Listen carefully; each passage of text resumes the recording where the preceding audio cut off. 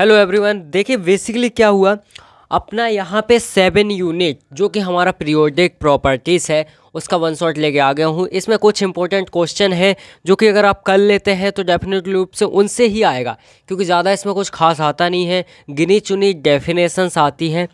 तो अगर आप वो कर लेते हैं तो that's good for you and उसी में से क्वेश्चन ही आएंगे। तो सबसे पहले हमारी ये पीरियोडिक टेबल है एंड इसमें आपको बेसिक चीज़ें तो पता ही है, मैं ज़्यादा बेसिक पे बात नहीं करूँगा, है ना। तो देखो होता क्या है, ये कि इस तरीके से हमारे ग्रुप होते हैं, है ना, और यहाँ पे हमारे ये पीरियड होते हैं एंड ये ग्रुप्स होते हैं, ठीक है ना, समझ गए। ये पीरियड होते हैं और ये ग्रुप्स होते हैं, ठीक है। अब बेसिकली हमें क्या बात करनी है, देखो जब हम इस तरफ मतलब लेफ़्ट से राइट की ओर चलते हैं ना, तो जो एटम का साइज होता है, हमें एक चीज़ पता है, यहाँ पे सपोज़ यहाँ पे लिथियम है, इसका एटॉमिक नंबर 3 है, और यहाँ पे बेरिलियम है, इसका एटॉमिक नंबर 4 है। तो देखो यहाँ पे एटॉमिक नंबर ज़्यादा है, बट क्या होगा जब हम यहाँ पे चलेंगे ना, ये हमारा कौन सा है, ये फर्स्ट पीरियड है, ये सेकंड पीरियड है, इस तरीके से, ठीक है। तो फर्स्ट पीरियड में अगर मैं सेल की बात करूँ, सेल कितनी होती है, एक ही होती है। फिर उसके बाद हम फर्स्ट पीरियड में कहीं भी चले जाएं, हम कहीं भी बात करें, यहाँ पे बोरॉन, कार्बन, नाइट्रोजन, ऑक्सीजन, कहीं भी बात करें सेल उतने ही रहेंगे। बस क्या हो रहा है यहाँ पे देखो एटम्स की नंबर बढ़ते जा रहे हैं। तो होता क्या है बेसिकली, जब यहाँ पे एटम्स का नंबर बढ़ता जाता है तो धीरे धीरे फर्स्ट में हमारा एटम्स का साइज ये था, सेकंड में हो गया, थर्ड में हो गया, फोर्थ में, इस तरीके से साइज़ घटता जाता है, ठीक है। और जब यहाँ पे आते हैं तो यहाँ पे क्या हो, नंबर ऑफ़ सेल बढ़ते जाते हैं। यहाँ पे अगर मेरा एक सेल था तो नीचे आऊँगा, यहाँ पे एक सेल है, यहाँ पे 2 हो जाएंगे, यहाँ पे 3 हो जाएंगे, इस तरीके से सेल नंबर ऑफ़ सेल बढ़ते जाएंगे, ठीक है ना। तो ये कुछ बेसिक बात थी एंड इसके बाद हम आगे बढ़ते हैं, ठीक है। नाउ यहाँ पे देखो बेसिकली हमें क्या पढ़ना है, यहाँ पे देखो यूनिट नंबर 7 है जिसका नाम है पीरियोडिक प्रॉपर्टी। इसमें बेसिक सी कुछ चीज़ें आती है, जैसे इलेक्ट्रॉन अफिनिटी क्या होती है, एटॉमिक रेडिएशन रेडियस क्या होता है, यहाँ पे आयोनाइजेशन एनर्जी क्या होती है, इलेक्ट्रोनेगेटिविटी क्या होती है, आयनिक साइज क्या होता है, पोलराइजेबिलिटी क्या होती है, एंड ऑक्सीडेशन स्टेट क्या होती है, एंड एटॉमिक साइज क्या होता है। सबसे पहला है हमारा एटॉमिक रेडियस क्या होता है। अब देखो बेसिकली एटॉमिक रेडियस होता क्या है, ये हमारा एटम है, अब यहाँ से लेके जो इसका न्यूक्लियस है, जो इसका सेंटर है, यहाँ से लेके जो हमारी ये आउट सेल तक है ना, यहाँ से ये जो डिस्टेंस है, ये डिस्टेंस ही क्या कहलाता है, एटॉमिक रेडियस, ठीक है। अब मैंने आपको बताया था कि जब हम लेफ़्ट से राइट की ओर जाते हैं तो एटम का साइज़ क्या होता है, कम होता जाता है ना। अगर एटम का साइज़ कम होगा इसका मतलब जो हमारी ये डिफरेंस है, मतलब जो डिस्टेंस है, तो वो भी कम होगी। मतलब हम कह सकते हैं कि जब हम पीरियोडिक टेबल में लेफ़्ट से राइट की ओर मूव करते हैं तो क्या होता है, एटम का साइज़ कम होता जाता है और हमारी जो एटॉमिक रेडियस होती है वो भी क्या हो जाती है, कम हो जाती है ना। तो हमने उसी तरीके से यहाँ पे लिखा है, देखिए उसी तरीके से हमने यहाँ पे साफ साफ लिख दिया, when we are going to the left to right in the periodic table then atomic radius is decrease. क्या हो जाता है, एटॉमिक रेडियस डिक्रीज होता है क्योंकि साइज छोटा होता जाता है ना। फॉर एग्जांपल हमने यहाँ पे एक एग्जांपल लिख दिया, कुछ इस तरीके से, ये है डिक्रीजिंग वाला, ये है इंक्रीजिंग वाला। तो यहाँ पे देखो सोडियम जिसका 11 होता है एटॉमिक नंबर एंड यहाँ पे मैग्नीशियम 12 होता है, तो यहाँ पे 11 आएगा, देन यहाँ पे 12 आएगा, है ना। तो देखो हमने साफ साफ लिखा है कि इसका साइज़ बड़ा होगा इससे, है ना, मतलब सोडियम का साइज़ बड़ा होगा मैग्नीशियम से। तो ये हो गया डिक्रीजिंग ऑर्डर। एंड जब इंक्रीजिंग ऑर्डर की बात करेंगे तो जब हम नीचे आएंगे ग्रुप में, मतलब अप टू हम बॉटम तक आएंगे तो हमारा साइज़ बढ़ता जाता है क्योंकि नंबर ऑफ़ सेल इंक्रीज़ होते जाते हैं, ठीक है। तो इतना समझ में आ गया आपको, ये एग्जांपल आप लिख देंगे। अब देखो हम टाइप की बात करें, अगर एटॉमिक रेडियस, ये तो हालांकि थोड़ा बढ़ाने के लिए लिखा है बट इसकी नीड नहीं है, तो आप लिख सकते हैं कि कोवलेंट एक रेडियस होता है ना, कोवलेंट होता है एंड यहाँ पे वंडर वॉल रेडियस होता है एंड इसके अलावा मेटेलिक रेडियस होता है। तो इसके 3 टाइप होते हैं, आप इस तरीके से लिख सकते हैं। चलिए अब बात करते हैं एटॉमिक साइज़ के बारे में। देखिए एटॉमिक साइज़ क्या होता है, जिस तरीके से हमारा एटॉमिक क्या है रेडियस है, वैसे ही साइज़ है। लाइक हमें पता है कि सपोज़ ये हमारा क्या है एटम है, ये हमारा इसका क्या है न्यूक्लियस है, यहाँ से लेके यहाँ तक का डिफरेंस हमारा एटॉमिक न्यूक्लियस होता है, एटॉमिक रेडियस होता है, सॉरी एटॉमिक रेडियस। बट यहाँ पे जब हम एटॉमिक साइज़ की बात कर रहे हैं, साइज़ का मतलब है पूरा साइज़, मतलब यहाँ से लेके हम यहाँ पे शुरू करते हैं, मतलब हम बोल सकते हैं कि जो हमारा एटॉमिक साइज़ होता है वो डबल होता है किसका, किसका, एटॉमिक रेडियस का डबल होता है। तो ये हो गया हमारा बेसिक चीज़, ठीक है। सो यहाँ पे लिखा है atomic size is refer to the overall size an atom determined by its atomic radius, okay. And यहाँ पे क्या लिखा है, लाइक इसमें भी बिल्कुल सेम होगा। जब हम लेफ़्ट से राइट की ओर जाएंगे तो क्या होगा, हमारा साइज छोटा होता जाता है। छोटा क्यों होता है, उसका रीज़न ये है कि देखो जैसे ही हमारे सेल तो बढ़ नहीं रहे, सेल तो नंबर ऑफ़ सेल तो उतने ही हैं, बट यहाँ पे जो इलेक्ट्रॉन है, जो लास्ट सेल में इलेक्ट्रॉन भरे जा रहे हैं उनकी वैल्यू बढ़ती जा रही है। तो जो अपना न्यूक्लियस होता है वो और ज़्यादा तेज़ी से उनको अपनी ओर अट्रैक्ट करता है, खींचता है, जिससे क्या होता है उनका साइज ऑटोमेटिकली छोटा हो जाता है। और इस तरीके से आप एग्जाम्पल लिख सकते हैं, ठीक है। अब आते हैं इलेक्ट्रोनेगेटिविटी के ऊपर।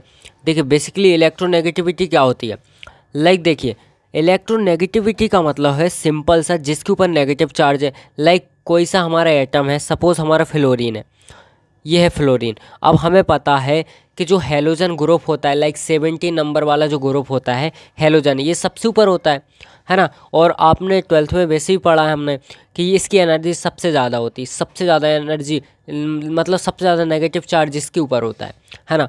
तो ये क्या करेगा, अगर सपोज़ यहाँ पे क्लोरीन है, इसके ऊपर भी नेगेटिव चार्ज, उनके बीच में बॉन्ड है, तो ये क्या करेगा, इसमें इतनी पावर होती है कि इस बॉन्ड को अपनी ओर खींच लेगा और यहाँ पे इसको अलग कर देगा। तो समझ रहे हो ये ज़्यादा पावरफुल होता है। मतलब कोई अगर जो इलेक्ट्रोनेगेटिव ज़्यादा है अगर कोई एटम, तो वो दूसरे कम इलेक्ट्रोनेगेटिव वाले एटम को अपनी ओर खींच लेता है। इसे ही बोलते हैं, इस एबिलिटी को बोलते हैं इलेक्ट्रोनेगेटिविटी, ठीक है। It is the ability to attract the another atom by strong negative atom, ठीक है।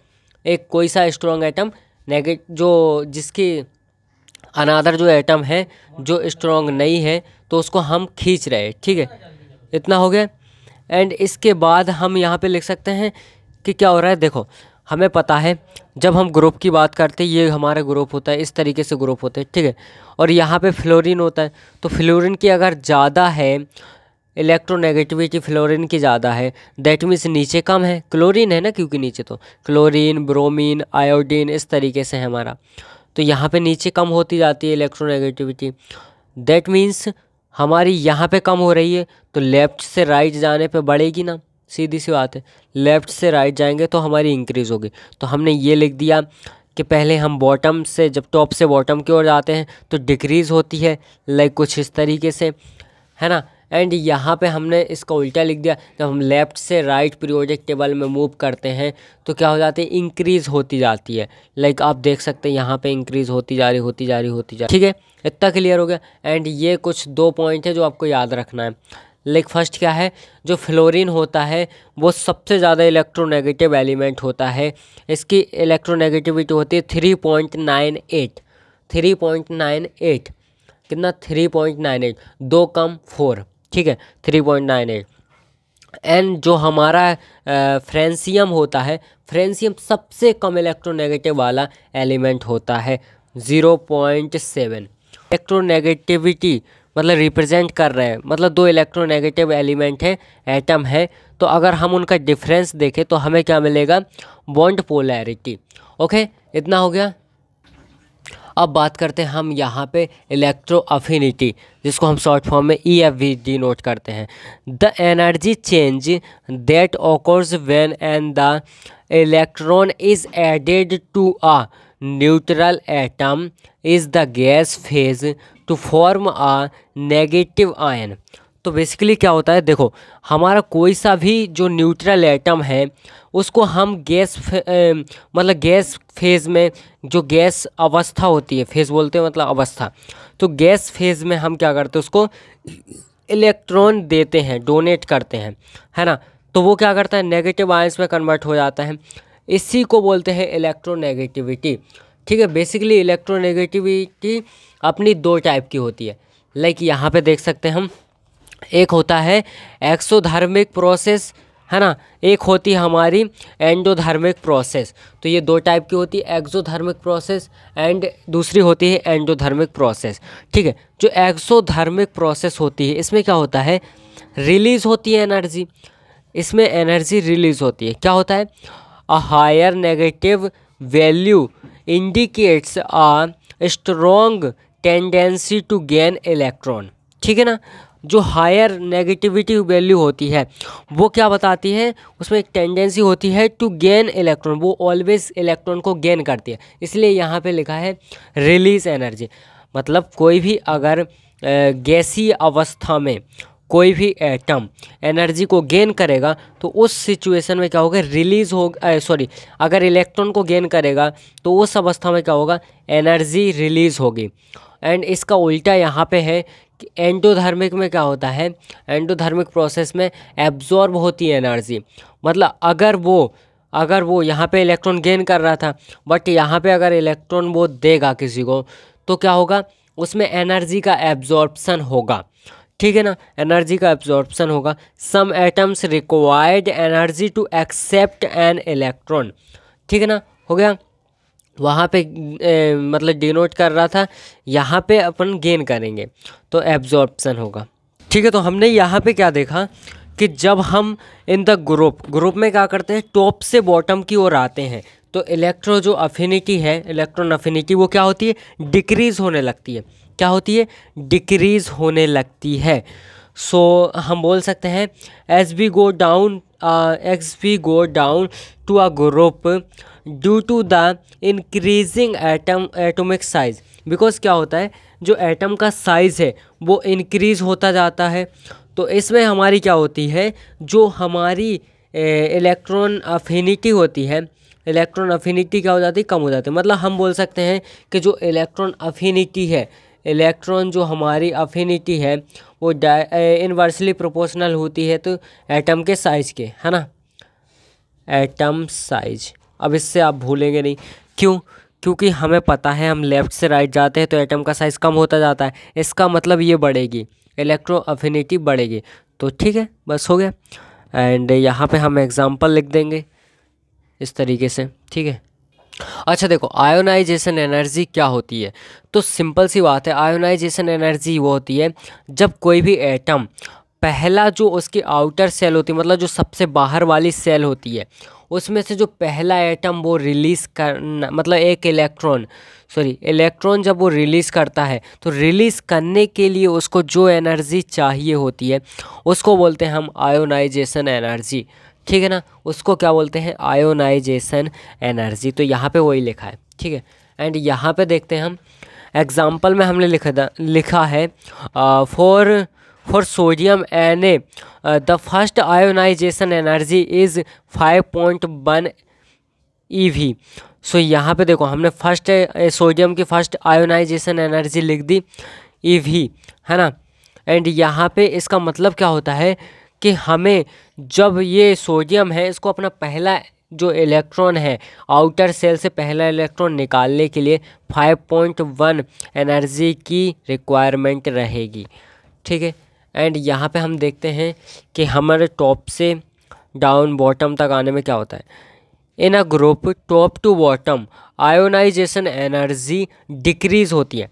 देखो, डिक्रीज़ होती है, इसका मतलब हमने देखा जो हमारी इलेक्ट्रो अफिनिटी थी वो भी डिक्रीज़ हो रही थी, और जो हमारी आयोनाइजेशन एनर्जी है वो भी डिक्रीज़ हो रही है, दोनों डिक्रीज़ हो रहे हैं।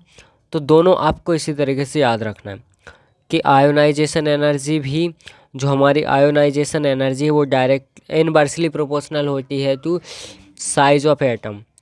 तो ठीक है, इस तरीके से हमने अपनी आयोनाइजेशन एनर्जी भी कर ली। एंड अब इसके बाद आगे बढ़ते हैं।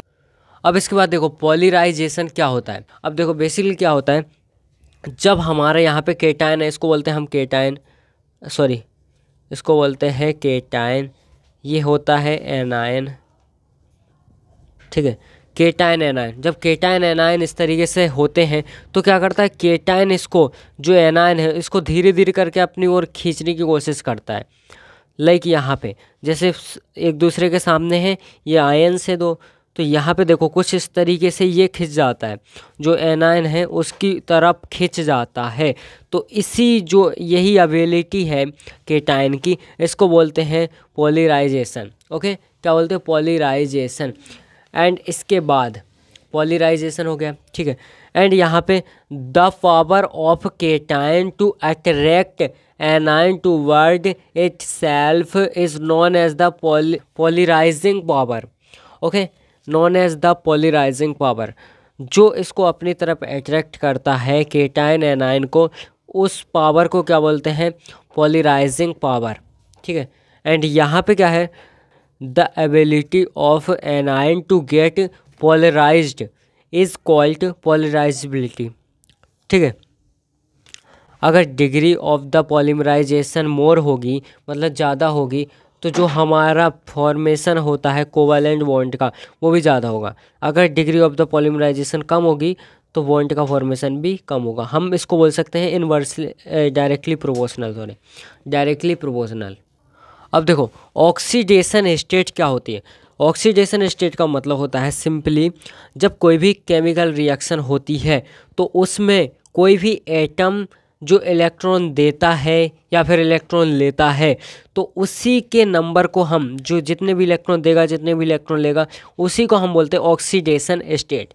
Okay, so oxidation is a numerical value that represent the number of the electron an atoms has lost gain or the share when forming a chemical bond, refer to the electrical charge on an atom or ion based on the electrons transfer during chemical reactions। Okay, during chemical reactions के दौरान जो भी electron का साझा होगा, electron को मतलब gain करेंगे या फिर शेयर करेंगे, तो उसको बोलते हैं हम क्या, ऑक्सीडेशन स्टेट, ठीक है। अब सपोज यहाँ पे a positive oxidation state means the atom has lost electron. मतलब अगर हमारा कोई भी एटम हो उसके ऊपर पॉजिटिव, अगर मतलब plus charge, positive oxidation state है, दैट मीन्स क्या होगा, उसने इलेक्ट्रॉन किसी को दिया है, मतलब इलेक्ट्रॉन शेयर किया है, किसी को दिया है ना। अगर नेगेटिव है इसका मतलब इलेक्ट्रॉन उसने कहीं से गेन किया है, इलेक्ट्रॉन कहीं से लिया है। फॉर एग्जांपल हमने यहाँ पे बता दिया, लाइक हमारा सोडियम क्लोराइड है, तो इसमें क्या होता है, सोडियम के ऊपर +1 चार्ज होता है, एंड जो हमारा यहाँ पे क्लोराइड होता है मतलब कार्बन होता है, इसके ऊपर -1 चार्ज होता है। तो +1 -1 ये क्या हो जाएगा, न्यूट्रल हो जाएगा। तो जब टोटल न्यूट्रल हम कंपोनेंट्स की बात करेंगे तो वो 0 होगा। क्यों, क्योंकि ये न्यूट्रल हो जाएगा।